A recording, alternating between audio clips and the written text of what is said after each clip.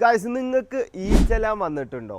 ഇതെങ്ങനെ അടക്കുക എന്നുള്ളത് നിങ്ങൾക്ക് അറിയോ? നമുക്കൊന്ന് നോക്കിയാലോ. നേരെ ഗൂഗിൾ ഈ ചെലാൻ പേയ്മെന്റ് എന്ന് സെർച്ച് ചെയ്താൽ ഇങ്ങനെ ഒരു ഫോം വരും. അതിൽ പേ ഓൺലൈനിൽ അടിക്കുക, വെഹിക്കിൾ നമ്പറിലോട്ട് നമ്മുടെ വണ്ടി നമ്പർ അടിച്ചു കൊടുക്കുക.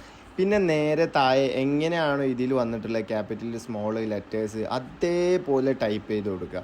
അപ്പോൾ നേരെ വേറൊരു സംഭവം ഓപ്പൺ ആയിട്ട് വരും. അതിലുണ്ടാവും നമുക്ക് എത്ര ഫൈൻ വന്നിട്ടുണ്ട് എന്നുള്ളത്.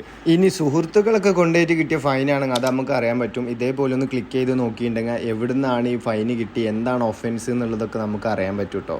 സിമ്പിൾ പരിപാടി.